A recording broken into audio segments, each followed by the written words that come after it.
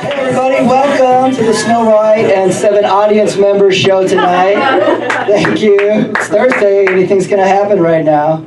It's springtime right now. I'm friends with a lot of young people, and so I know like it's spring break.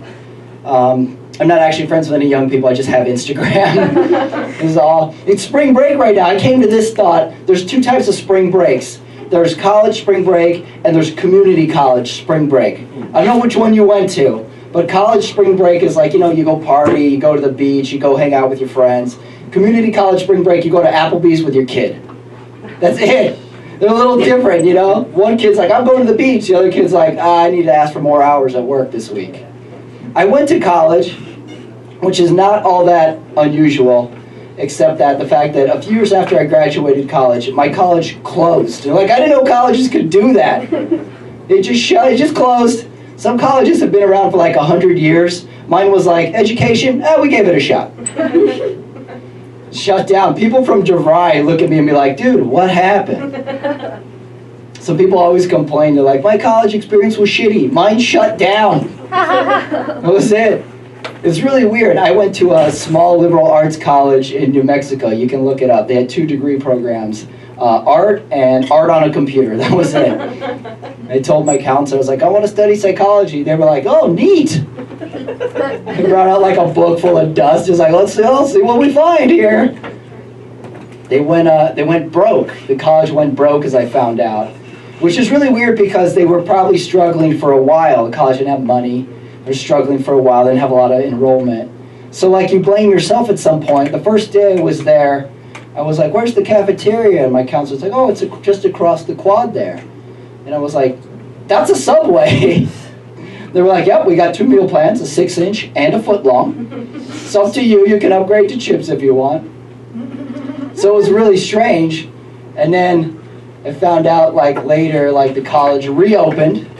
They just like changed the name. It's called TJ Maxx now. They still have a 4-year program, but at the end of this one you get insurance, as it turns out.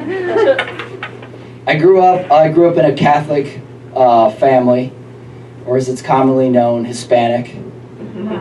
And Lent, it was like a big deal in my family. Lent was like a big deal to Catholics. Like I would always call it March Sadness. And in Lent, like you have, my mom was very strict about the rules of Lent. She was like a traffic cop of like Catholicism. If you fucked up, she knew all the penalties off the top of her head. She's like, you ate meat? That's 10 Hail Marys and go make your bed. Go right now. During Lent, you're supposed to give something up. You're supposed to make a sacrifice for 40 days. So what that meant was my mom was going to give something up, and we all had to do that shit too. My mom would always say, all right, we're giving up TV, everybody. And to like a 10-year-old me, I was like, this can't happen. We can't give up TV. Mom, no. Like we would say, like our whole strategy as children, me and my brother, to convince my mom was just to say please 18 times over. We're like, but please. She's like, no TV. Please. So me and my brother, we was like, we got to make a plan. We can't have this going on. It can't be no TV. There's like, we're going to miss divorce court. There's a marathon of Wings coming on next week. Can't have this. So we came up with a plan. I was like, what can we watch? And she's like, I'll tell you what. You can watch TV. You can watch something on television as long as it's a religious program. So we're like, I'll take it. So we went to the video store. All we could find was Jesus Christ Superstar. And we're like, we're going to get this. We're going to buy it. We're going to watch it. And we would watch that shit every day. It would end. We would start it again. We would chain smoke Jesus Christ Superstar, basically. I don't know if you've ever seen Jesus Christ Superstar, but it's a musical. I mean, just imagine if Jesus went to Juilliard and got highlights in his hair. That's the movie. We watch it all day long. We would sing and dance to it. As soon as it ended, we just started again. And a few weeks into it, my younger brother, he sat down at the dinner table. He's like, I want to be, you know what? I love Jesus Christ. I'm going to join drama club next year. My dad was like, that's it. Lent's over, everybody. Can't have this anymore. We gave it a shot. My parents are very supportive people, though. Like, they always are, like, into everything we would do as kids. They're, like, so supportive. I never even took advantage of this as a kid. Never even. Like, my dad could have done I could have done anything. My dad would have been behind it, and I never even tested him. I could have been in college, and he would have been like, how's college going, son? I dropped out, Dad. I sell crack now. Yep, smart move, son. That's a growing business. Got to get in there on the ground floor. Anybody can just sell the crack, son. You got to have a hook.